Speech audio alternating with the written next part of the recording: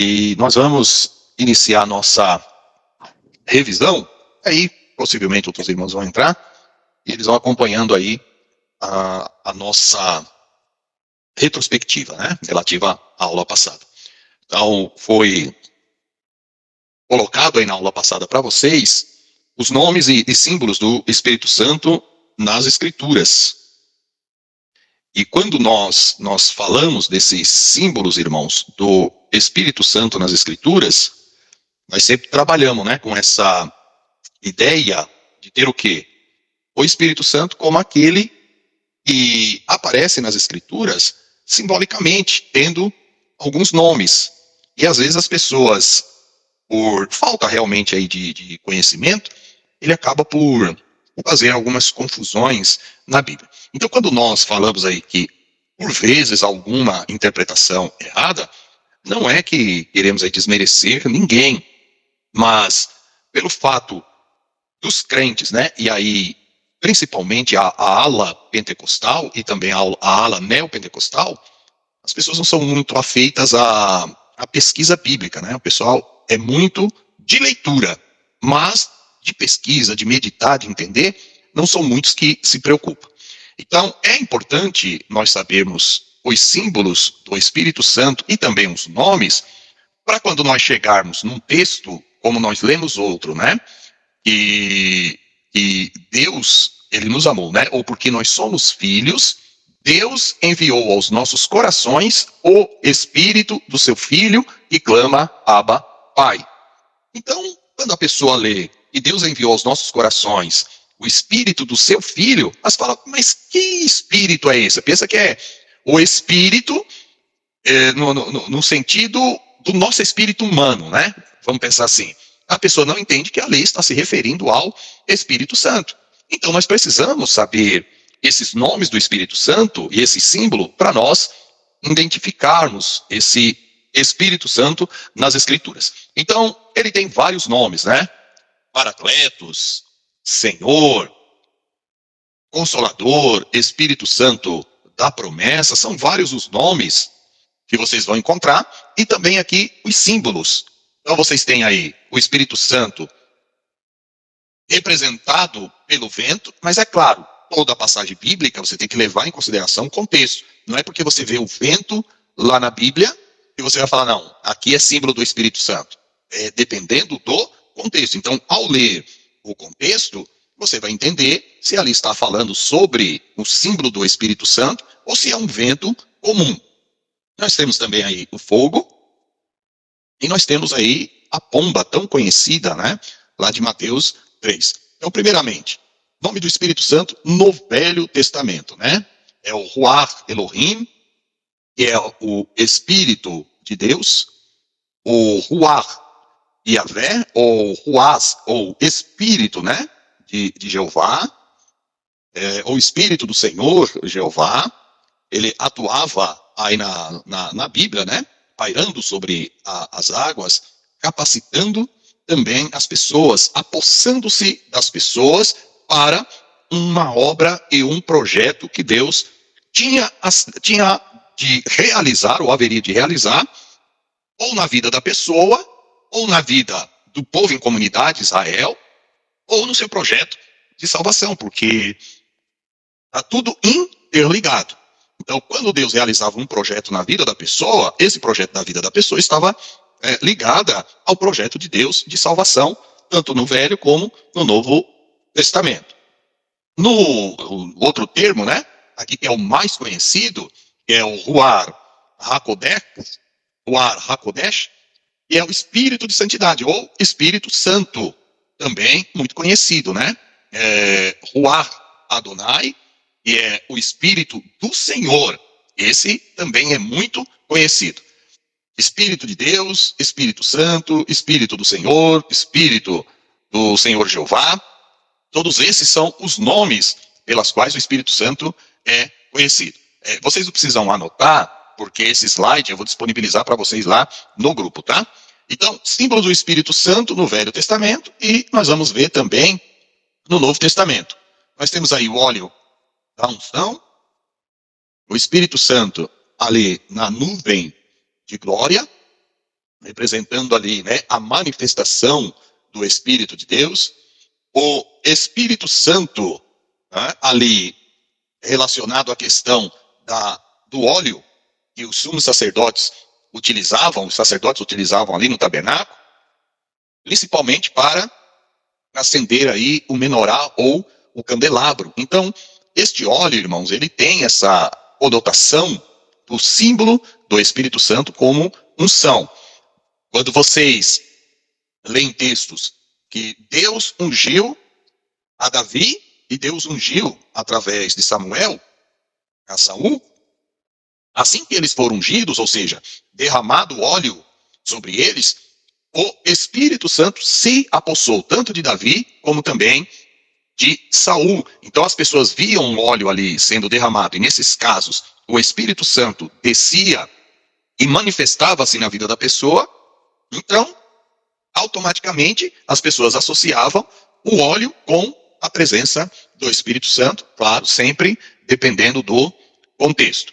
Então, nós vimos aí no Velho Testamento, e nós também podemos ver os nomes do Espírito Santo no Novo Testamento, que é o quê? Consolador, advogado, um dom de Deus, né, que é dado a nós, um presente, uma dádiva, o selo, o Espírito da verdade, o outro Consolador. Aqui só estão alguns, né? Vocês vão encontrar mais títulos aí do Espírito Santo ao longo da Bíblia Sagrada. Então, basicamente, aqui no Novo Testamento, você tem alguns dos símbolos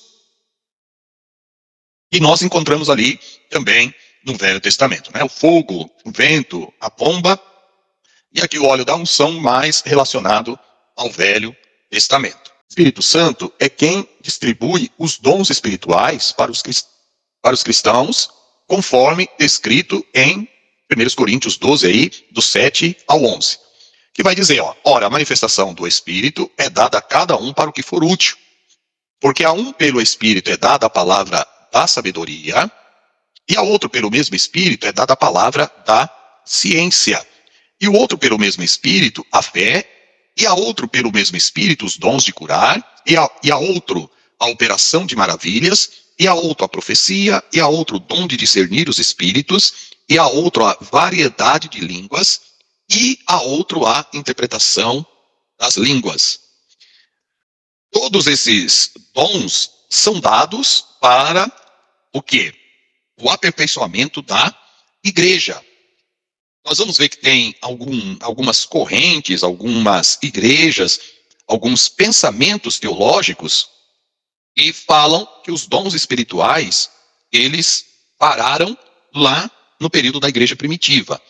Esse pensamento, essa doutrina, ela é conhecida como cessacionismo, que é a doutrina, o pensamento, a interpretação bíblica, advogado, principalmente pelas igrejas históricas, como presbiteriana, os batistas, né, tradicionais. Então, algumas dessas igrejas, eles advogam, eles defendem a ideia, a tese, de que todos esses dons que nós estamos lendo aqui em 1 Coríntios pararam no período da igreja primitiva. Não é que eles não acreditam nos dons espirituais, eles acreditam, mas eles entendem que esses dons espirituais ficaram lá no período da igreja primitiva. Encerrou o cânon da Bíblia, encerrou-se os trabalhos ali dos apóstolos, pronto, esses dons cessaram.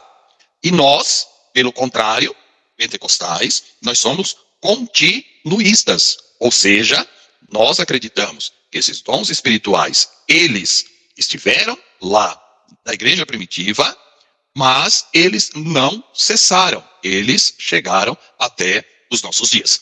Então, vamos aí fazer uma análise, só um minutinho, Pedro, fazer uma análise, irmãos, aqui, olha. A importância dos dons, embora alguns argumentam de que os dons espirituais tenham cessado no primeiro século, que foi o que eu acabei de dizer, eles ainda são importantes para a vida cristã. Infelizmente, em alguns lugares, crentes pentecostais podem se sentir superiores uns aos outros devido aos seus dons. No entanto, Paulo abordou esse assunto com os crentes de Corinto, que estavam priorizando alguns dons sobre outros. É preciso resgatar a ideia de serviço que Jesus ensinou. pois todos os dons vêm diretamente de Deus para ajudarmos a igreja, tá? Então nós vamos trabalhar essa ideia dos dons espirituais e, é claro, né, falar aí também dos dons ministeriais, pois todos eles são dados pelo Espírito Santo, tá? Muito bem, vai lá, meu amigo Pedro, pode falar, meu querido. Eu só ia perguntar se os calvinistas também acreditam nisso, não é? Assim, Assim pelo Espírito Santo e acabou os é, dons. não, assim, quando nós falamos de calvinismo, você tem que entender que o calvinismo, primeiramente, ele é usado, né, por conta de Calvino, para associar, no primeiro momento, a ideia da predestinação. Então, geralmente, calvinistas, essa expressão calvinista, é aqueles que advogam, né, que se alinham ao pensamento de Calvino. Claro que o pensamento de Calvino, ele é amplo, mas é uma expressão mais utilizada para a questão da predestinação. Então, Pedro, quando nós falamos assim, olha, igreja presbiteriana é uma igreja e ela segue o pensamento de Calvino, tanto relacionado à predestinação, só que não necessariamente significa dizer que todo calvinista ele é cessacionista. Eu conheço pessoas que ele, em termos de predestinação, ele é calvinista, mas acerca dos dons espirituais, ele tem o pensamento pentecostal. Então, quando se fala em calvinistas, a gente precisa entender bem sobre a questão, qual é o pensamento de Calvino que essa pessoa está advogando, porque falar calvinista é muito amplo, tá? Porque o pensamento de Calvino é muito amplo e na maioria esmagadora dos pensamentos de Calvino, da interpretação teológica de Calvino, nós somos, de certa forma, calvinistas também, tá? Tudo bem aí, Pedro? Mas eu não sabia não, mas agora eu tô sabendo. Ah, é? É assim, essa é a ideia da questão do calvinismo. Por quê, irmãos?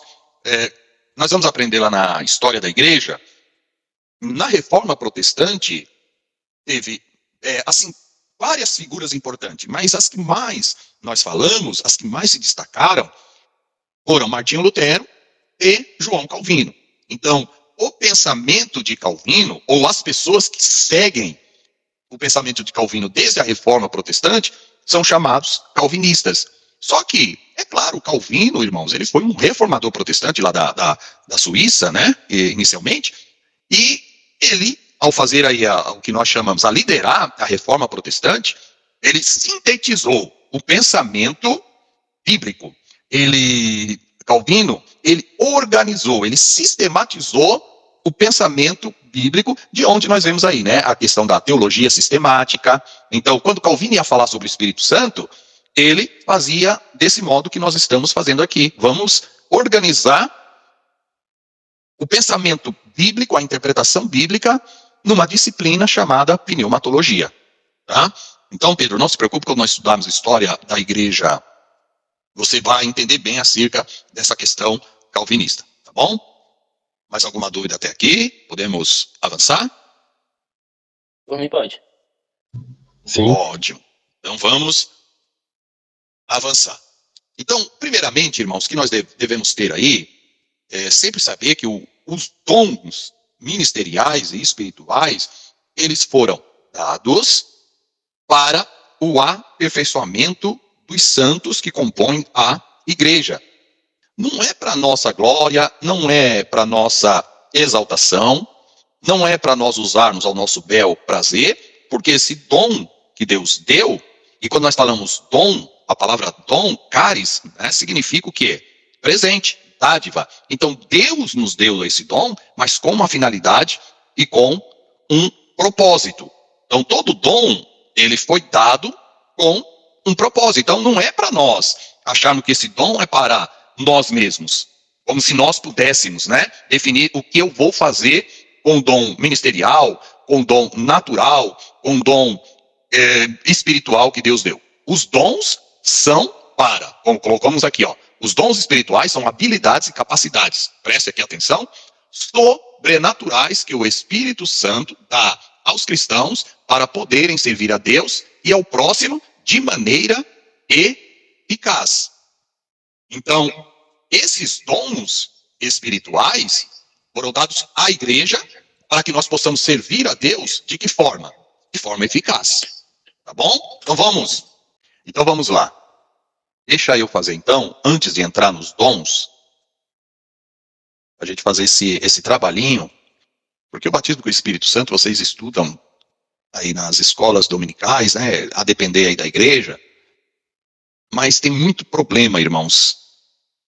E até hoje, as pessoas, eu digo aí pastor Narciso, né, também pastor Paulo, que apesar de não estar hoje conosco aqui, mas são pastores que trabalham aí na lida da igreja. E o que acontece? Tem muita dúvida ainda, irmãos, acerca do batismo com o Espírito Santo. Então vamos trabalhar um pouquinho essa questão antes de eu entrar nos dons propriamente ditos. Primeira coisa que nós devemos entender: para que serve o dom ou o batismo com o Espírito Santo? O batismo com o Espírito Santo, ele tem a função de dotar o crente de poder para realizar a obra de maneira eficaz. E agora, irmão, sempre vai entrar a seguinte pergunta. E agora eu estou indo bem direto nessa questão do batismo com o Espírito Santo. A pergunta que se faz é: qual é a diferença de uma pessoa batizada com o Espírito Santo e a pessoa que não é batizada com o Espírito Santo? E aí, irmãos, nós temos que trabalhar não no achismo. Lembre-se, as matérias que vocês estudam, vocês precisam fundamentar tudo na Bíblia. Não é o que eu acho, não é o que vocês acham. É o que nós enxergamos na Bíblia de maneira bem interpretada. Então é o que eu sempre ensino para vocês. Eu gosto muito de sempre usar a Bíblia para que vocês vejam que é a Bíblia que está dizendo, e peço a participação de vocês para que vocês não sejam induzidos pelo que eu estou falando. Vocês estão lendo ali no momento, tá? Então, já vamos fazer esse trabalho sobre a questão do batismo com o Espírito Santo. Eu vou pedir a gentileza para vocês abrirem lá em Atos dos Apóstolos, o capítulo 2. Atos dos Apóstolos, o capítulo 2. Eu vou compartilhar também com vocês a tela, para que vocês tenham essa noção exata do que a Bíblia está dizendo sobre o batismo com o Espírito Santo. E daqui nós já vamos extrair muitos ensinamentos. Todos com a Bíblia aberta aí? Atos 2? Sim. Então, Sim. o que eu quero? Que vocês sempre acompanhem a Bíblia de vocês, e eu estou com a Bíblia também em tela. Vocês todos estão vendo aí a Bíblia na tela de vocês, correto? Sim. Sim. Sim. Ótimo. Então, Sim. acompanhe na Bíblia de vocês e eu vou mostrando aqui também na tela. Muito bem, irmãos. Lembra da aula passada que nós falamos que para que o Espírito Santo viesse, como Jesus prometeu, Jesus tinha que ir assunto, ou seja, subir ao céu. E ele disse para os discípulos: ficai em Jerusalém, até que do alto sejais revestidos de Poder. poder. Então, vamos voltar, por gentileza, voltem aí no capítulo 2 de Atos. No capítulo 1, verso 8, onde está aí essa passagem bíblica. É a partir daqui que nós vamos entender. Atos 1, 8.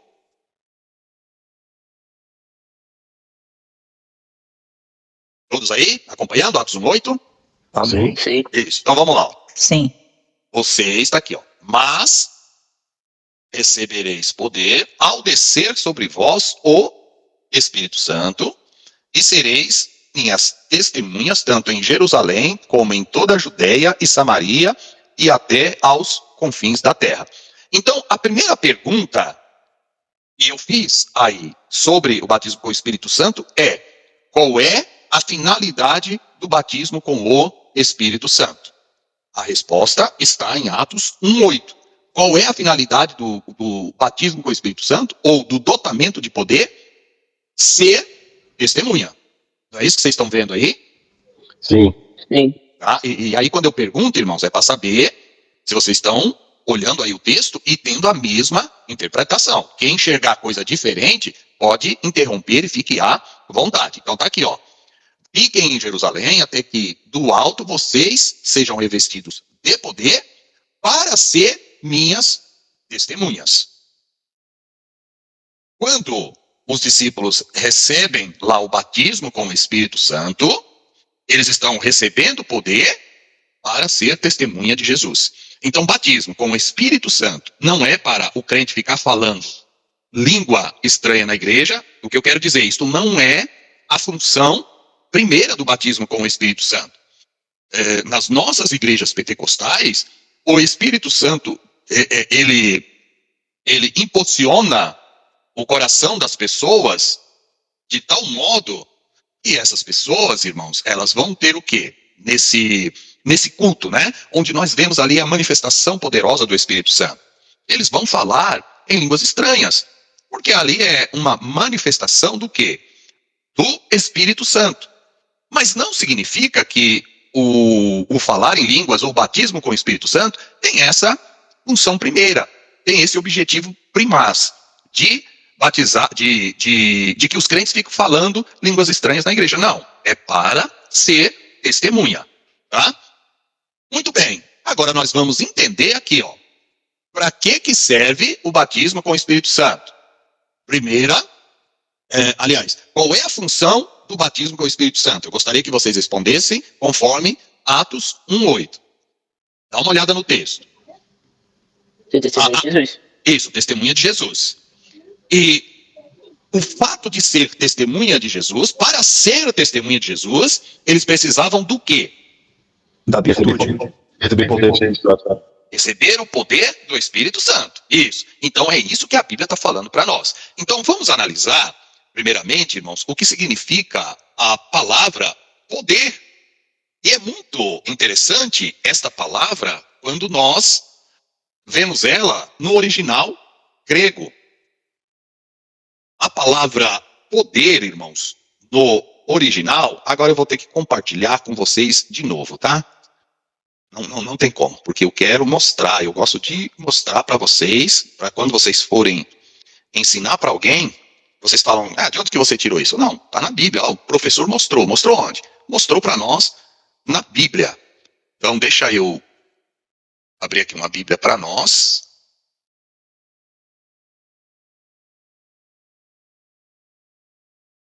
Atos 1:8. Já vou compartilhar com vocês aí, só um minuto. Eu estou organizando aqui para vocês visualizarem bem.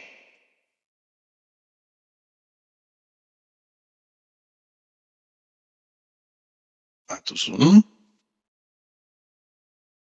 Então vamos lá. Deixa eu compartilhar agora com vocês a tela, que vocês vão ver qual que é esse sentido da palavra poder no original grego. Eu acredito que você já deve ter ouvido aí algum pregador, alguém falando sobre isso, mas nada melhor do que vocês verem e fazer a análise por vocês mesmos, né? Claro que estamos juntos aqui para eu orientar vocês. Todos vocês estão vendo aí a Bíblia? Sim. Na tela? Sim. Sim. Ótimo. Atos 1, aqui ó, vamos para o verso 8. Atos 1.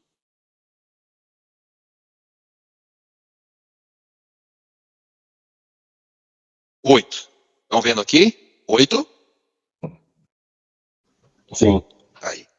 Então, aqui embaixo, esse aqui é o chamado, irmãos, interlinear. Tá? Que é o quê? Você tem a Bíblia na língua original, você tem em cima o que a gente chama de transliteração, isso aí vocês vão aprender lá no bacharel, tá? E aqui a tradução. Então, aqui, como não segue a regrinha, ele está simplesmente traduzido do jeito que está no grego, então você precisa construir aqui, fazer a junção com o que vocês já conhecem aí, tal. Então aqui ele está dizendo, mas vocês receberão potência ou poder. A palavra poder em Atos 1:8 é dinamis. Tá aqui, ó, essa palavrinha. Dinamis. De onde é aqui que tem a beleza da tradução direta do original. Vocês vão receber poder. Não é isso que está aí na Bíblia de vocês? Sim. Sim. Sim. Agora eu vou dizer para vocês o grego. Então vocês vão falar grego e entender grego agora nessa aula, tá?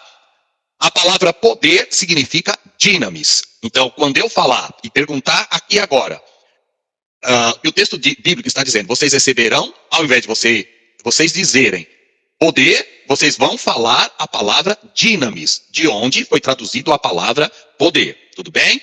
Então, na Bíblia de vocês está dizendo que a igreja, que vocês, que nós receberíamos o que está dizendo aí?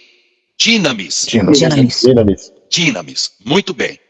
Vamos para o segundo, avançar o segundo ponto. A palavra dinamis, irmãos, significa um poder explosivo. Um poder que tem uma força muito grande nele. É uma concentração, podemos dizer assim, de energia. E aí, vocês já vão entender o que Jesus está querendo dizer, como vocês receberão dinamis, porque a palavra dinamite vem exatamente dessa palavra dinamis. Então, o que Jesus está querendo dizer ali é, vocês receberão, agora respondam, dinamite. A palavra poder aí poderia ser traduzida, né? Claro que jamais uma Bíblia ia traduzir dessa forma, mas eu estou falando no sentido de ideia. O que Jesus está falando é, vocês crentes vão receber dinamite. Então, quando eu perguntar agora, o que Jesus disse que nós íamos responder, vocês não vão responder aí poder, vocês vão responder dinamite, que vem da palavra dinamis. Então, muito bem, lá vai a pergunta. O que Jesus disse que nós, os crentes, iríamos receber? Dinamis. A palavra grega dinamis. Dinamis. Vocês vão receber dinamite. O que é a ideia da palavra, irmãos, dinamite? É um poder. Então agora vocês vão entender o seguinte. Num exército, quando você vai para a guerra, o exército, ele é composto só de soldados? Não. Não. Não. Ele é composto de uma estrutura gigantesca, tudo bem? Sim. Sim. Então você tem ali o capelão, você tem ali, me ajudem aí, vamos pensar no exército antigo ou um exército moderno. Você tem o capelão, você tem os enfermeiros, as enfermeiras, você tem o pessoal que opera os aparelhos, falando modernamente, mas lá, antigamente, você tinha as pessoas que carregavam as armas, as pessoas que preparavam as armas, o ferreiro, a pessoa que amolava a espada, a lança, mesmo lá, né, no campo de batalha, ou mesmo que não estivesse no campo de batalha. Mas você tem os soldados. Os soldados são o quê? A linha de frente. Aquele que vai dar tiro e que vai tomar tiro. E as outras pessoas estão ali na retaguarda. Então presta atenção nesse detalhe. Irmãos, a diferença de uma pessoa batizada com o Espírito Santo da que não é batizada com o Espírito Santo está exatamente nessa questão. Todos nós, quando nos convertemos, preste bem atenção nisso que eu vou falar agora, todos nós, quando nascemos de novo, quando nos convertemos, o Espírito Santo já faz morada no nosso coração. O Espírito Santo, quando ele dota o crente de poder, é um segundo estágio. Então, o batismo com o Espírito Santo não tem nada a ver com o processo de conversão. São duas coisas distintas. Para vocês entenderem, a pergunta que eu faço agora é, quando eu falar crente aqui, eu estou falando crente, irmãos, no sentido de nascido de novo, tá? É a pergunta que eu vou fazer. Eu não estou falando crente no sentido de pessoas que vão à igreja, crente de nome. Eu estou falando a igreja de Jesus. Crentes que verdadeiramente nasceram de novo. São crentes com C maiúsculo. A pergunta para vocês aprenderem, é didático isso que eu estou fazendo agora, é: todos os crentes, lembre-se, nascidos de novo, têm o Espírito Santo quando se convertem? Sim ou não? Sim. Sim. Não há dúvida disso. Não. Sim. Não, né? Então, todas as pessoas, quando se convertem verdadeiramente, o Espírito Santo veio fazer nele morada. Segunda pergunta. Todas as pessoas crentes, nascidas de novo, têm o poder do Espírito Santo dado a eles? Não. Batismo com o Espírito Santo? Não. Não. Não. Não. Então está claro para vocês, tudo bem? Sim. Isso. Como Então, é que você pergunta, por favor? Eu não entendi a pergunta. a primeira pergunta é: todas as pessoas nascidas de novo têm o Espírito Santo? Vocês Certo. responderam sim. Uhum. Todas as pessoas que nasceram de novo são batizadas com o Espírito Santo ou têm sobre elas este poder relacionado ao batismo com o Espírito Santo? Sim ou não? Não. Não. Batizado com o Espírito Santo? Isso. Acredito que tem. Não tem. Tá? Então é essa lógica que vocês vão começar agora a aprender. Tá bom? Porque isso parece que é coisa simples, mas tem muitas pessoas que têm dúvidas sobre essa questão. São duas coisas distintas. O resumo é: todas as pessoas que nascem de novo, regeneradas, redimidas, têm o Espírito Santo habitando dentro delas. É o primeiro ponto. Segundo ponto: nem todas as pessoas que nascem de novo são batizadas com o Espírito Santo, ou seja, são dotadas de poder. Tudo bem? Sim. Sim. Sim, pastor. Pedro, entendeu agora? Ou não? Entendi, professor. Isso, tudo bem? Então vamos lá, a partir daí. Irmã Luciene, então, as dúvidas que vocês tiverem, pode ir tirando, porque a gente vai fazer essa construção juntos, tá? Sim, irmã Pode Luciene, falar, pastor? pode falar. Inclusive, eu estava esperando muito por essa aula, porque eu estou me enquadrando nessa pergunta que o senhor acabou de fazer aí, né? Certo. Eu nasci de novo, né? Aceitei Jesus, fui batizado, nasci de novo e tenho o Espírito Santo. Porém, na segunda pergunta, eu também estou enquadrada, porque eu não sou batizada com o Espírito Santo. Entendeu? Perfeito. E assim, eu tenho muita dúvida sobre isso, porque eu conheço pessoas, até pastores, né? Homens de Deus, que não são batizados com o Espírito Santo. Sim, E aí eu sempre fico essa minha dúvida do porquê. isso. Né? Nós vamos. E a gente, né, sempre está tentando buscar, né? Eu sempre estou orando a Deus, né, pedindo, porque eu gostaria, né, de ser batizado com o Espírito Santo, né? Meu esposo, a gente sempre conversa muito sobre isso.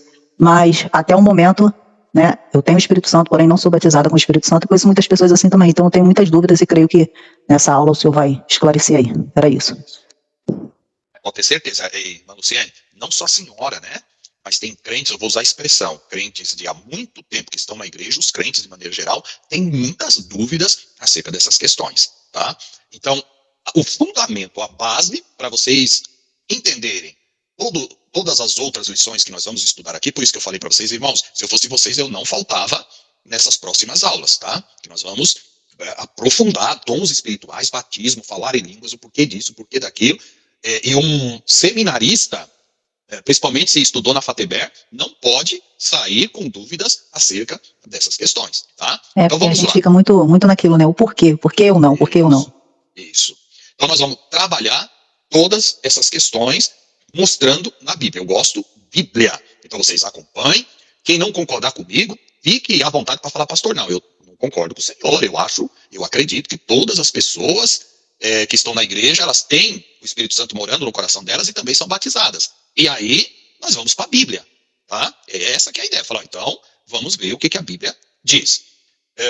Como então, irmãos, eu fiz uma afirmação aqui, como então nós vamos trabalhar essa questão para entender que há uma diferença entre o ser batizado com o Espírito Santo, que é o que nós chamamos uma segunda bênção, e ter o Espírito Santo. Então, ter o Espírito Santo habitando é uma coisa. Ser batizado com o Espírito Santo é outra coisa.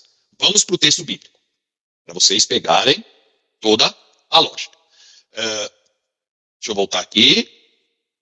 Então, a palavra poder, decorem aí, significa vem de que palavra grega? Isso aí dá para você decorar, hein? Dinamite. Dinamite. De onde vem a palavra dinamite? Tá? Então, pensa assim, é como se Jesus falasse, eu vou parafrasear, falou, eu vou colocar dinamite na mão de vocês, tá? Para vocês associarem aí a ideia e tentar lembrar.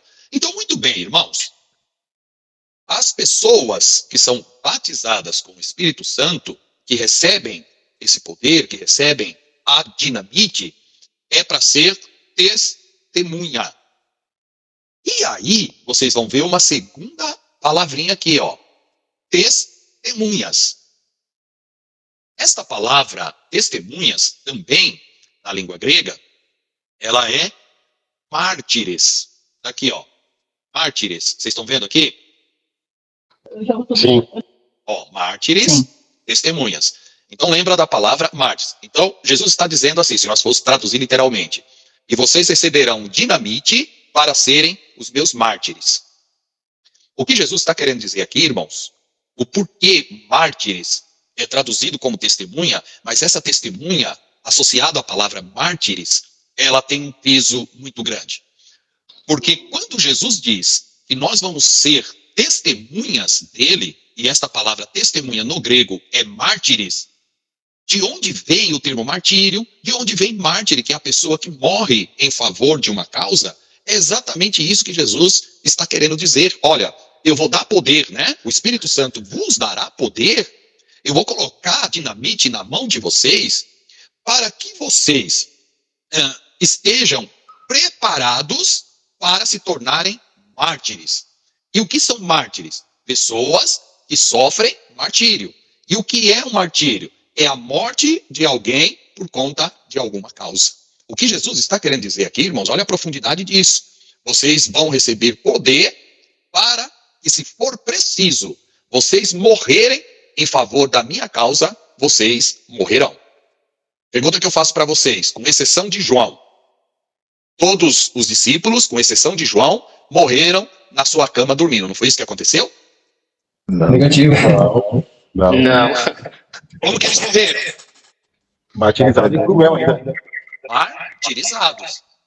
Então, era exatamente essa ideia, Tiago. Eu gostei da resposta do Tiago. Tiago falou com tanta convicção que o que aconteceu com os discípulos, quando eles estavam sendo testemunhas, eles estavam testemunhando com tal autoridade que, com a dinamite na mão, com esse poder, com essa autoridade, eles morreram em prol do Evangelho, irmãos. Eles foram testemunhas de Jesus. Eles foram martirizados.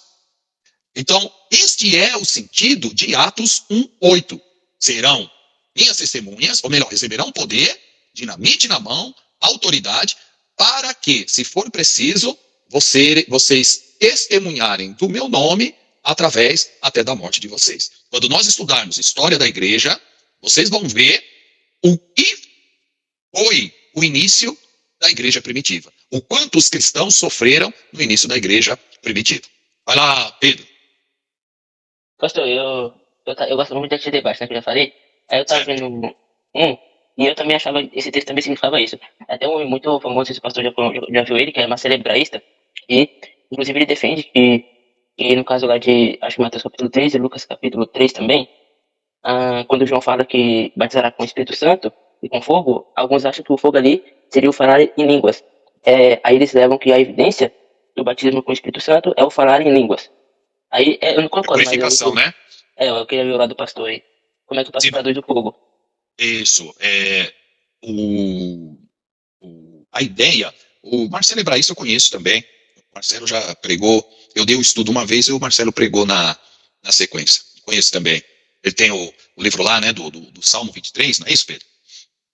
Isso. Isso, eu conheço. Então, muito bem.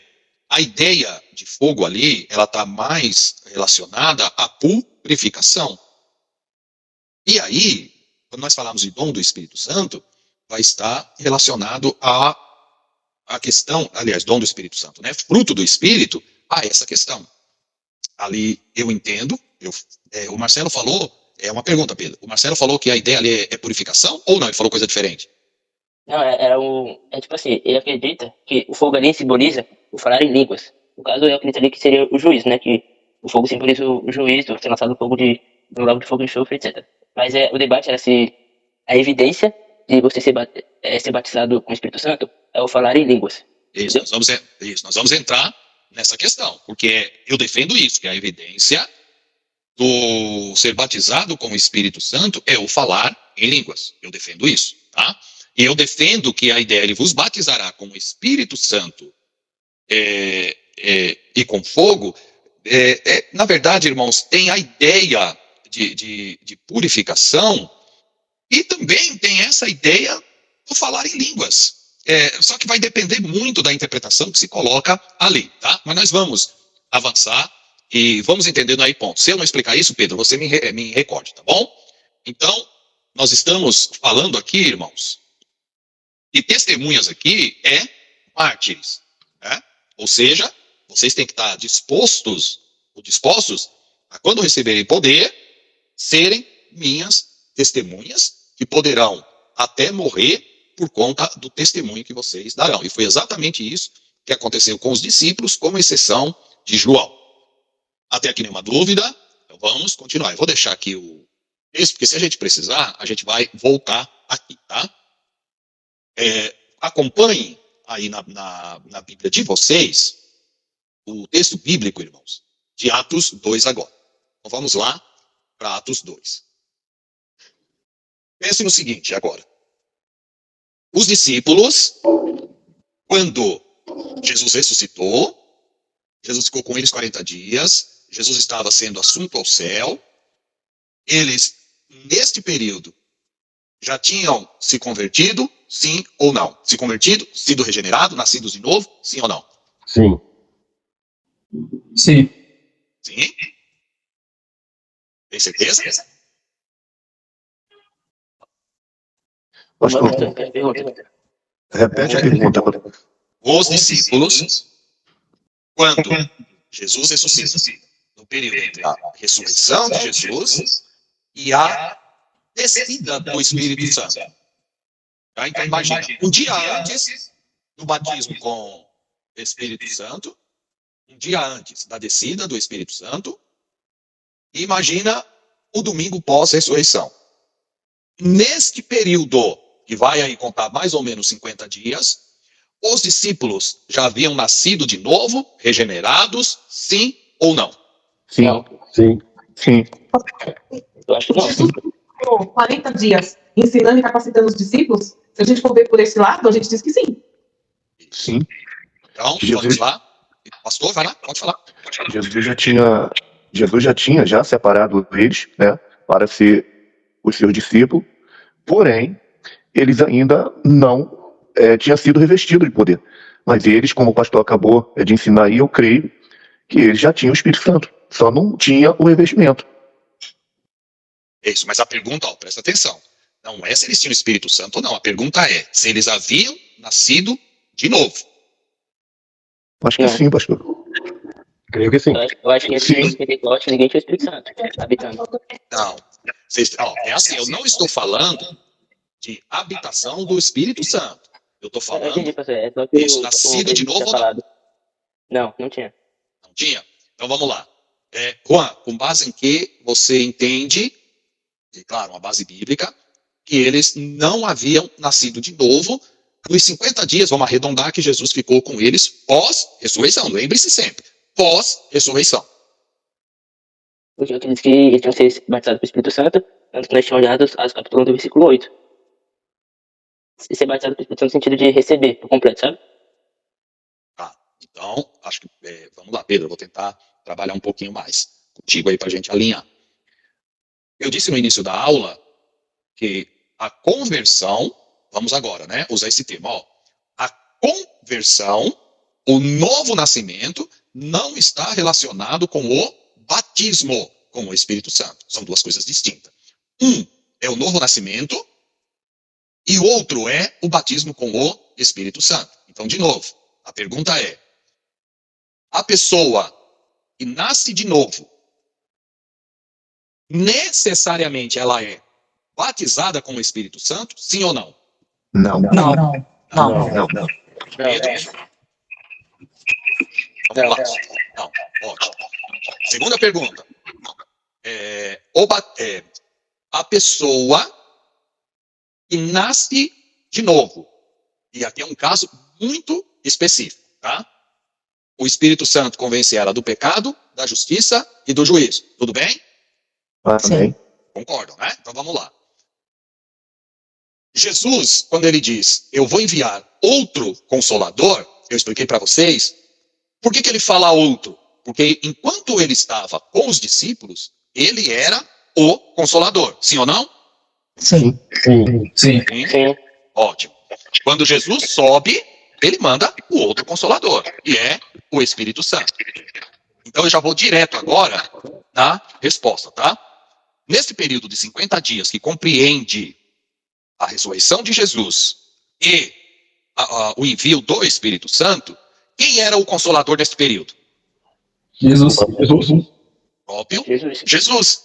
Significa dizer o seguinte, que neste período, irmãos, de 50 dias, os discípulos já tinham sim nascido de novo, já tinham se convertido, mesmo o Espírito Santo não habitando dentro deles. E por que a gente pode dizer isso? Porque quem é que convenceu os discípulos do pecado, da justiça e do juízo durante o seu ministério e, principalmente, como disse a nossa irmã Viviane, e Jesus ficou com eles ali, vamos arredondar aí, esses 50 dias. Quem é que fez essa função que o Consolador Espírito Santo faria? O próprio Jesus.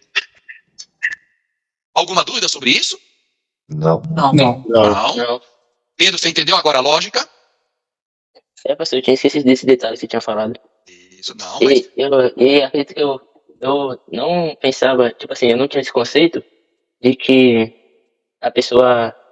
Se você entender mais ou menos, eu posso dizer que, por exemplo, a evidência do ser batizado com o Espírito Santo é o falar em línguas ou ter dons espirituais, e eu não pensava desse jeito. Aí acaba confundindo essa questão. Isso, mas não tem problema, tá, irmãos? Por isso que eu digo, vocês falam, eu pergunto, a gente coloca, e aí eu vou mostrando para vocês na Bíblia. Então, Jesus, os discípulos, quando se convertem, e é principalmente isso, irmãos, entenda o seguinte, quando Jesus morreu, eu estou falando, imagine ali a sexta-feira, os discípulos tinham tudo que Jesus falou para eles, tudo que eles passaram com Jesus. Quando Jesus morre e fica ali no túmulo na sexta e no sábado, o que se passou na cabeça de todos os discípulos? Que ele não ia ressuscitar, né? Isso, mas o que mais? Vamos lá, o que mais? Que não iria se cumprir a decisão do Espírito Santo, que seria o outro consolador. Também, o que mais? Muito bem, Felipe, você está no raciocínio, vamos lá. Imagina, Jesus falando para eles, olha, porque eu sou o Messias, eu sou o Filho de Deus, né? Eu sou um com o Pai, vocês vão pedir tudo que vocês quiserem, mas eu vou lá interceder por vocês junto ao Pai. Então imaginem, tudo aquilo que Jesus falou ali, todos os ensinos que Jesus falou nos evangelhos. Quando Jesus morre, o que se passa na cabeça dos discípulos? Eu acho, pastor. Sozinhos e abandonados. Sozinhos e abandonados. Tanto é... Para a rotina deles. Isso, eu ia chegar aí, Felipe. Tanto é que antes da ressurreição de Jesus, o que os discípulos voltaram a fazer? Fala aí, Felipe. A velha rotina de pescar. Irmãos, a velha rotina deles. Eles falavam, todas as promessas morreu com Jesus. Porque eles imaginavam que Jesus ia, irmãos, ali cumprir tudo aquilo em vida. Quando Jesus morre, os discípulos fogem, eles falam, acabou. Então tudo aquilo que Jesus havia prometido foi, eu vou usar a expressão aqui, foi para o ralo. Tanto é que quando Jesus encontra os discípulos no caminho, que eles estavam andando no caminho de Emaús, o que eles falam, né? Falam, rapaz, você está aqui em Jerusalém e você não está sabendo o alvoroço que teve, que nós pensamos, alguém acha essa passagem aí para mim? Que nós pensamos que era ele que ia restaurar o reino a Israel. Mas nas entrelinhas quer dizer, mas a nossa esperança acabou, porque nós não acreditamos que ele é o Messias. E por que eles não acreditavam mais? Porque Jesus, irmão, simplesmente havia morrido. Tudo bem com esse raciocínio? Sim. Sim. Tá? Sim, sim. Ótimo. Muito bem. Quando Jesus ressuscita, aí sim, eles se enchem de novo de alegria. E nessa que eles se enchem de alegria, irmãos, eles ficam agora felizes. E Jesus começa agora a reforçar com eles as escrituras para os discípulos que estavam no caminho de Emaús, explicando para eles que convinha que o Cristo morresse, que o Cristo sofresse e que o Cristo ressuscitasse ao terceiro dia. Aí, os olhos deles, né, na verdade, o entendimento deles começa a se abrir para entender tudo aquilo que as escrituras estavam prevendo. Ah, então Jesus ia morrer. Então, quando Jesus falava, olha, eu vou reconstruir esse templo em 3 dias, eles não entendiam. Assim como Jonas esteve 3 dias e 3 noites no ventre do grande peixe, assim também estará o Filho do Homem no seio da terra. Quando as pessoas vêm pegar Jesus, o que Pedro faz? Pedro levanta a espada. Não, senhor, que conversa é essa? Quando Jesus fala que vai morrer, Pedro, usado ali pelo inimigo, o diabo usando ali a boca de Pedro, fala, não, de maneira nenhuma vai acontecer isso com o Senhor. Tudo bem, irmãos, com todos esses textos bíblicos agora, que vocês estão conseguindo entender a lógica deles? Tudo bem aí? Pastor, Sim. Sim? Pastor, Vai lá, pastor Narciso. Lucas 24, a partir do versículo 13. Ótimo, lê para nós aí, pastor Narciso. E eis que no mesmo dia ia 2 dele para uma aldeia que distava de Jerusalém 70 estádios, cujo nome era Emaús. E ia falando entre si de tudo aquilo que havia sucedido.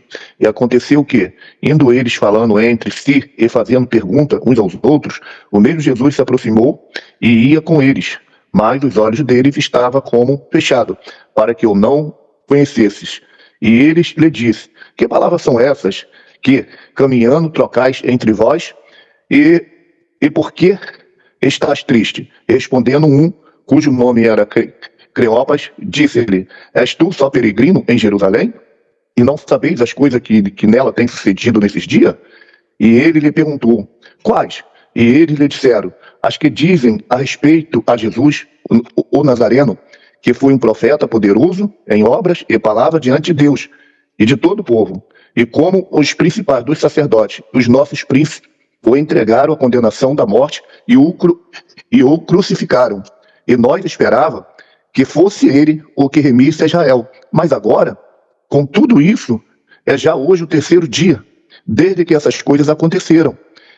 É verdade que também algumas mulheres dentre nós nos maravilharam, as quais de madrugada foram ao sepulcro, e não achando seu corpo, voltaram dizendo que também tinha visto uma visão de anjo, que dizia que ele vive. E alguns dos que estavam conosco foram ao sepulcro e acharam-se assim como as mulheres haviam dito, porém não o viram. E ele lhe disse, ó Nécio, e tardos de coração, para crer tudo o que os profetas disseram.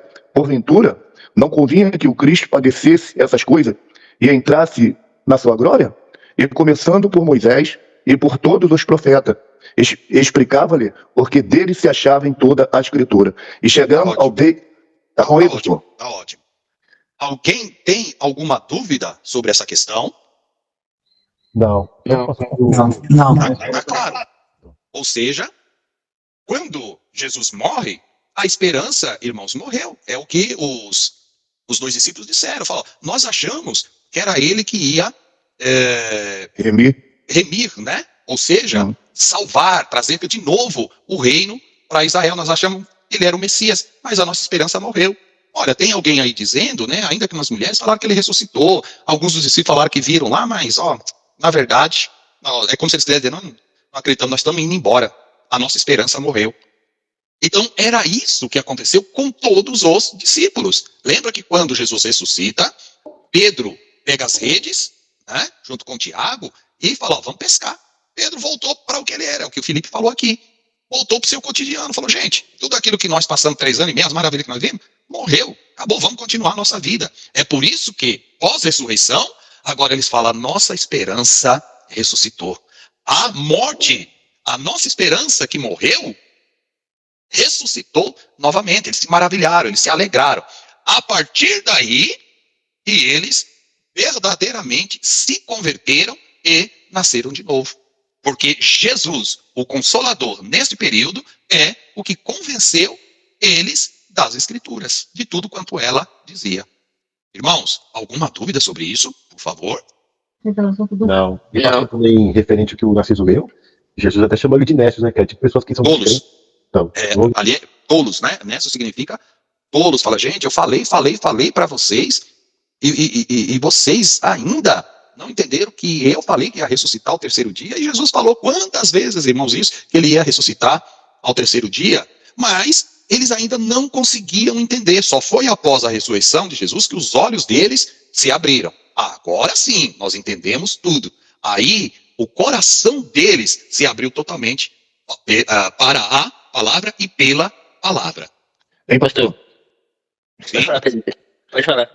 Pode, tá bom. O pastor, aquele versículo que nós lemos sobre Zacarias 13:7, né? 13:7, era mais ou menos aí, quer dizer, ferirão o pastor das ovelhas e as ovelhas se. Então, esses dois discípulos aí estava dispenso, estava perdido, não só eles, como todos aqueles que voltaram e continuaram a prática antiga. Quer dizer, se dispensaram. Aquele grupo ali que tinha dos discípulos, como o nosso irmão Felipe falou, cada um voltou para a sua prática antiga. Quer dizer, a esperança deles ali se acabou, até a hora que Jesus apareceu de novo para eles. Ótimo. Irmãos, isso que eu estou ensinando para vocês aqui, olha, é um número reduzidíssimo de pessoas que conseguem entender que os discípulos só foram se converter depois que Jesus ressuscitou. Essa lógica bíblica é uma lógica simples, mas não é qualquer pessoa que enxerga isso ao longo do texto, tá? Bíblico. Vai lá, Pedro, fala aí, porque eu quero reforçar essa ideia com vocês, dando outro versículo para nós diferenciarmos o poder do Espírito Santo sobre a vida da pessoa com o processo do novo nascimento. Pode dizer, Pedro. Eu só ia reforçar, pastor, que o que poderia também ter abaixado a fé deles acerca da ressurreição de Cristo, que quando os chefes dos sacerdotes falam que o povo, os líderes espalhassem que os discípulos vieram e pegaram o corpo de Jesus. Aí o povo também pode ter pensado que ele não ressuscitou. Também, né, essa mentira, né, que inventou, boa, Pedro, também. Uma série de coisas contribuiu para que que os discípulos, no primeiro momento, eles falaram, acabou, vamos voltar aí. Irmã Luciene? Pastor, como o senhor começou a aula, né, falando sobre crente, né, pessoas verdadeiramente crentes, né? E agora o senhor dando esse exemplo aí, eu estou lembrando do apóstolo Pedro.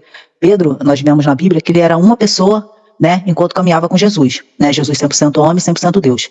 E depois nós vemos um outro Pedro após a morte e ressurreição de Cristo. Ele mudou totalmente. Pronto, irmã, que coisa boa, irmãos, quando eu vejo que vocês estão pegando a lógica, estão entendendo. Então, pode analisar o Pedro antes da ressurreição e o Pedro depois da ressurreição. Mas aí tem outro estágio, que nós vamos entrar agora. O Pedro pós-ressurreição e o Pedro pós-batismo com o Espírito Santo, tá? Então vamos trabalhar um pouquinho essa lógica, tá? Vamos pegar aqui, irmãos. Deixa eu ver aqui. Para provar para vocês. Abra a Bíblia de vocês aí em João 20:19. E alguém pode ler para nós aí. João 20:19. eu vou ler aqui, pastor. Lê aí. Chegada, pois, a tarde daquele dia, o primeiro da semana, encerradas as portas, onde os discípulos, com medo dos judeus, se tinham ajuntado, chegou Jesus e pôs-se no meio e disse-lhes, paz seja convosco. Ótimo. Observe que o verso diz que os discípulos estavam num determinado local com as portas fechadas e eles estavam com medo. E por que eles estavam com medo? Ora, irmãos, todo mundo ali sabia que os discípulos seguiam a Jesus. E eles estavam com medo também de serem crucificados, de serem taxados ou acusados de motim e também serem crucificados. Então, ajunta a questão do que o Pedro colocou aí, né? É o quê? O medo, as mentiras que começaram a soltar, os líderes religiosos liderando ali a multidão contra qualquer seguidor de Jesus, eles morrendo de medo de serem presos e crucificados, tal como Jesus foi. Lembra lá quando Pedro está próximo lá do templo, né? Na audiência ali de Jesus, Pedro próximo da fogueira, e a mulher diz ali para Pedro, falou, olha, você é um deles, a sua fala te denuncia. E ela foi perguntando até o momento que Pedro falou, não tenho nada a ver. Porque Pedro ficou naquela situação, né? A consciência dele, ali, de certa forma, começou a pesar. Ele falou, mas meu mestre, cadê o meu mestre? Né? Até que nós vemos a passagem ali, que Pedro acabou por negar Jesus 3 vezes. Aí entra o que a irmã Luciene falou. O Pedro antes e o Pedro depois. Então vamos aqui. Antes deles verem Jesus, eles estavam cheios de coragem ou eles estavam com medo antes da ressurreição? Estavam Com com medo. medo. Com medo. Medo. Medo. Aí o texto bíblico, tá? E todos os textos que nós lemos. Jesus ressuscita, o ânimo volta, a perspectiva volta, Jesus instrui eles, Jesus fica com eles mais de 40 dias, com mais de 500 discípulos aparecendo, falando, ensinando as escrituras, falando, olha, aconteceu isso, come comigo aqui, eu estou aqui, sou eu mesmo, e todo esse processo que vocês conhecem na Bíblia. Muito bem. Eu falei que eu ia terminar a aula mais cedo hoje, hein? Ô, pastor, Sim, Pedro? sem contar que eles expulsavam o demônio, né? Em que sentido aí você está Quando fazendo? quando Jesus envia os discípulos, ele fala que ele enviou os discípulos tanto para pregar, para estar com Jesus e para expulsar demônios. Autoridade. Eles expulsavam. Isso. Só que, Pedro, a autoridade é o mesmo que poder? Eu acredito que não. Não, né? Você falou certinho. Então vamos agora falar a diferença entre poder e autoridade. Abra a Bíblia de vocês aí, irmãos, em Mateus 10. Então vamos lá, abra a Bíblia de vocês em Mateus 10. Eu estou falando que quando vocês mexem aí nas perguntas, a gente vai para cima mesmo das perguntas. Olha só o mistério que tem aqui em Mateus 10, irmãos. Vocês vão aprender um mistério tão grande aqui que lá o Rio de Janeiro, o pastor e a irmã Luciana vai até pregar isso aí, viu, pastor? Aí. Pode ter certeza. Olha aqui que coisa linda, irmãos. Mateus 10 primeiro. Dá uma olhada aqui, olha. O que está na Bíblia de vocês aí? Quando fala, né? E tendo chamado os 12 discípulos, deu para eles o quê? Poder. A minha fala poder. Poder. Outras traduções? Poder. Todas as traduções? Poder, não é isso? Aham. Só que no original tem uma diferença. Irmãos, aquelas nuances, aquelas diferenças que você pega só quando você Ele conhece autoridade, pastor. a autoridade, né? Aí, ó. Estão vendo aqui a autoridade, ó? Sim. Estão vendo aí? Muito bem. Sim. Poder no grego, poder lá de Atos 1:8. Qual é a palavrinha no grego? Dinamis. Dinamis. Aqui não é dinamis. Aqui é exousiam. Aqui, ó. Exousiam. Não dá para. Escrevam aí, ó. E, quem quiser anotar aí, como que se escreve essa palavra aqui em grego, transliterado. E, X, O, U, S, I, A. Exousiam. E, X, O, U, S, I, A. Exousiam. Totalmente diferente de dinamis. Então vamos lá, irmãos. Qual que é a diferença de dinamis, poder, de exousiam, autoridade? O poder, a dinamis, é o poder ali, é a arma, é o dinamite. E exousiam é a autoridade, ou seja, é a representação. É por isso que Jesus falou, olha, vocês vão me representar, vocês vão em meu nome, não é isso que estão aí? Pastor Narciso, lê na sua Bíblia, e o Felipe, o mesmo verso na Bíblia dele que é NVI. Vai lá, pastor Narciso. Mateus 10 primeiro, o que diz aí? E chamando seus 12 discípulos, deu-lhe poder sobre os espíritos imundos para expulsar e para curar toda a enfermidade e todo o mal. Isso. Então, mais para frente, nesse próprio texto, quando eles voltam, eles dizem para Jesus, Senhor, em teu nome, acha aí para mim, pastor Narciso, por gentileza, tá aí no finalzinho. Em teu nome, até os demônios se nos sujeitam. Não é isso? Está aí? Nesta vida, quem da perderá, não cuide da tal diante dos homens, portanto... Vai procurando aí. Tá. Pedro, lê na sua tradução aí, 10 primeiro. Chamando seus 12 discípulos, deu-lhes autoridade para expulsar espíritos imundos e curar todas as doenças. Isso. deu-lhes autoridade. Então, quando os discípulos vão, eles vão em nome de quem, irmãos? Jesus. Jesus. Eles vão em nome de Jesus. Olha, eu estou mandando vocês irem. Então, eles estão indo no nome de Jesus. O que significa esse exousia? Significa, irmãos, o poder legal. Significa o certificado de alguém agir no seu nome. Então, vamos lá. O embaixador do Brasil que está lá em Israel, ele está representando quem? O embaixador está representando quem? O Brasil. Brasil. O Brasil. Consequentemente, foi dada autoridade, foi dado para ele o exousia. Então, o que ele falar lá é como se o Brasil estivesse falando. É autoridade legal para representar alguém. Isso é exousia. É o quê?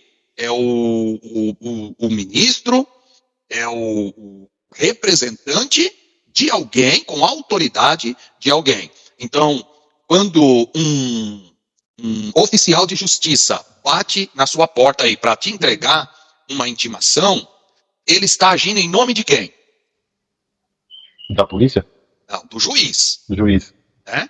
O juiz que mandou ele lá. Então, naquele momento, o embaixador é a pessoa do juiz. Ele está revestido com a autoridade do juiz. Tudo bem? Pegaram aí? Só um minuto. Pegaram aí? Sim. Tá, o sentido? Sim. Então, agora vai ficar mais fácil ainda para vocês associarem a diferença entre exousia, autoridade, que é o embaixador, e o poder dinamis. Então, imagina o seguinte, que vocês estão passando por uma blitz. De longe, vocês veem ali o policial fardado. Aquele policial fardado, aquela farda, é o exousia. O soldado, o policial, está representando o Estado. Então, ele ali é o Estado. Então, a farda dele é o exousia. Ele é o representante legal do Estado. Para vocês entenderem. Qualquer um de vocês aí pode fazer uma blitz? Sim ou não? Não. Não. Por que vocês não podem? A gente não tem autoridade. Não temos Perfeito? autoridade. Vocês não têm autoridade do Estado para fazer isso. Para que vocês consigam, vocês precisam entrar para a polícia. Passou lá no concurso, aí você é agora o representante legal, ou seja, você não tem autoridade. Então, muito bem, viram lá o policial, tá fardado, é o exousia, o representante legal, é autoridade, sim ou não? Sim. Sim. Sim. Agora vem Sim. dinamis. Então, o que acontece? Aquele representante legal, quando você olha lá a viatura, olha lá aquele policial fazendo uma blitz, de repente você pode até falar assim, olha, quer saber de uma coisa? Eu vou passar por cima desse policial aí, ele está com essa farda aí, é autoridade, mas eu vou passar por cima dele. Só que quando você se aproxima, principalmente aí no Rio de Janeiro, o pastor Narciso Maluciene pode falar com mais propriedade. Aí você está se aproximando da blitz, você vê uma caveira na farda dele. E ele está com a R15 apontado para o teu carro. Você, meu amigo, fura a barreira, sim ou não? De maneira nenhuma. Não. De maneira nenhuma. Porque, além dele ter a autoridade, que é a farda, ou glória, ele também tem o dinamite ou o fuzil na mão. Ele tem a autoridade da farda e ele tem o poder da dinamite ou, aí que eu dei o exemplo agora, do fuzil na mão. Então o crente ele tem duas coisas. Ele é o representante legal, fardado, o representante legal, irmãos, de Jesus, e ele tem na mão também o poder. Então, quando alguém olha para o crente, ele sabe que ali está o crente, como representante legal e também poder. Deixa eu falar um mistério maior ainda para vocês. Vocês conhecem aqueles que durante os domingos aí batem na nossa porta, não conhece? Ou que batiam, Aham. né? Sim. Vocês conhecem aí várias religiões, não conhece? Todos eles vão estar falando que são um representante legal de Jesus, todos eles. Vão estar, não, porque nós somos aqui, nós falamos de Jesus também, vocês conhecem aí Mormons, vocês conhecem aí Testemunho de Jeová, Seixonoe, Espíritas. Só que qual que é a diferença do crente? Tiago, tá ouvindo aí, Tiago? Oi. Tá ouvindo? Irmã Viviane, missionária, Pedro, irmã Luciene, Felipe, pastor Narciso. A diferença, irmãos, entre nós e qualquer outra religião é essa, que nós temos a representação legal para falar no nome de Jesus. E é dado a nós, não somente a autoridade, é dado a nós também o poder. E quer ver como os próprios incrédulos sabem que nós temos a autoridade legal e o poder na nossa mão? Muito bem, você está aí no seu bairro, você tem lá Testemunha de Jeová, você tem lá Mormon, você tem Espírita, você tem Católico, você tem Budista, você tem Seixo Noé, você tem muçulmano, você tem aí pessoas de várias religiões no teu bairro.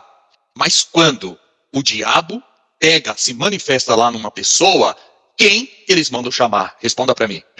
Os O povo de crentes. Deus, os crentes. Os crentes, porque eles sabem que ninguém tem autoridade legal para expulsar o demônio, tem o poder para expulsar os demônios, senão os crentes. Até eles sabem que nós temos exousia, autoridade, e nós temos dinamite, poder nas nossas mãos. Se vocês não deram glória, eu nunca mais dou aula para vocês. Glória a Deus. Glória. Glória a Deus, aleluia. Tem uma observação. Ó, Quem é que falou observação aí? eu, Viviane. Viviane, vai lá, irmã Viviane. Pastor Paulo, pastor Odilon, mas Sim. o senhor acredita que eu costumo dizer que nós não somos crentes, nós somos servos de Deus. Mas o senhor acredita que tem servos de Deus que quando fala que é para expulsar demônio, ele sai correndo? E por quê? Porque eu acho que eles não têm estrutura emocional e não têm noção do reino espiritual para lidar com isso.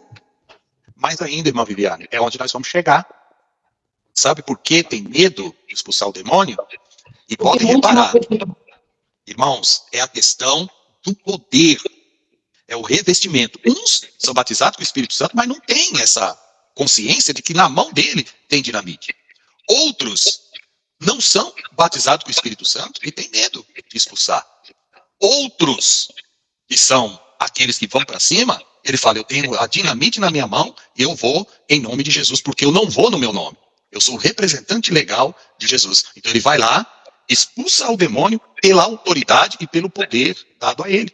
Então essa questão tem a ver também com o revestimento de poder.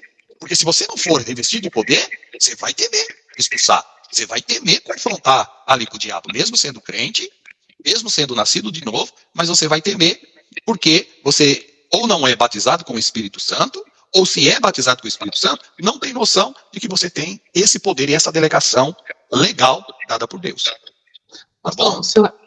o senhor sabe que tem muitos servos de Deus que estão dentro da igreja e não acreditam que o inimigo, o diabo, ele está aí, né? Claro. Tem muitos, tem vários. E aí, irmão, vocês vão aprender aqui nessas aulas a gente ter o equilíbrio pelos dons espirituais, discernimento do Espírito Santo através dos dons. Vocês vão aprender tudo isso, a gente manter esse equilíbrio. A sabedoria para não mistificar tudo é diabo, e ao mesmo tempo você não ser aquela pessoa como a irmã Viviane está falando aí, que muitas das vezes não acredita que o diabo opera, não acredita nessa questão do mundo, né? Esse mundo espiritual que o diabo anda de redor, procurando aí nos destruir. Então tem que ter um equilíbrio. As pessoas ou puxam muito para o lado, ou puxam muito para o outro. Nós vamos aprender o equilíbrio, tá bom? Meus amados, eu falei que eu ia terminar essa aula hoje. Tá? Pastor, dá licença. Sim, irmã Luciene. Dá licença, pastor, só porque eu não gostaria de fazer uma pergunta, pastor, rapidamente, né, sobre o que o pastor acabou de falar e também a colocação, né, que o pastor, a gente estava falando aí de poder e de autoridade, né, o pastor deu Isso. exemplo e tal, e da polícia. Aí a minha pergunta, né, se é que eu entendi, né, a aula. No caso eu, que não sou ainda batizado com o Espírito Santo, no caso eu só tenho a autoridade, não tenho poder, primeira Isso. pergunta é essa, tô certa, né? Tá certíssimo. Então eu tenho autoridade, porém eu não tenho poder porque ainda não sou batizado com o Espírito Santo, ponto, correto? Exatamente. E a outra coisa, a colocação, é que a irmã Viviane falou, né, estava falando aí agora sobre expulsar demônio, e aconteceu uma coisa comigo, assim, há uns anos atrás, que eu estava sozinha, né, com uma pessoa, e essa pessoa, né, assim, ficou lá possuída lá pelo inimigo, e eu sei da onde, né, na hora a gente fala que a gente sabe da onde, né, eu tive, assim, aquela autoridade, né, do Espírito Santo, e em nome de Jesus, eu sozinha com aquela pessoa expulsei o demônio, e ele saiu, pela misericórdia de Deus, ele saiu, né, graças a Deus. E assim, é o que a irmã Viviane estava falando, né, e o senhor também aí. A pessoa, né, os filhos de Deus, os cristãos, tem que ter essa autoridade, a gente não pode temer o inimigo, né, porque quem está em nós é maior, né, mas infelizmente acontece isso. Então eu só queria entender, por enquanto eu só tenho por enquanto não, né, por enquanto não, graças a Deus a autoridade é uma coisa assim que, graças a Deus, a misericórdia de Deus, né, nos alcançou, então assim, graças a Deus, eu tenho no momento a autoridade. Eu não tenho ainda o poder, certo? Isso. Era isso que eu queria saber. E a senhora, irmã Luciene, no decorrer das aulas, vai entender o que é esse poder, tá? Sim, No decorrer das aulas, vai entender o que é esse poder, irmãos, que é o quê? esse batismo com o Espírito Santo. Porque para expulsar o demônio, entendam, nós expulsamos o demônio em nome de Jesus. O diabo, ele sai pelo nome de Jesus. Mateus 28, 19. Né? Ide por todo o mundo, fazendo discípulos de todas as nações, batizando-as em nome do Pai, do Filho e do Espírito Santo, e eu vos darei, né, poder, vos darei autoridade para expulsar os demônios, se beberem alguma coisa mortífera, nada lhes fará dano. E os irmãos conhecem aí todos esses textos, ou esses versos. Então, o diabo, ele sai pelo poder do nome de Jesus. Então, vamos lá. Uma pessoa, para expulsar demônio, precisa ser batizado com o Espírito Santo? Não. Não. Não. Não.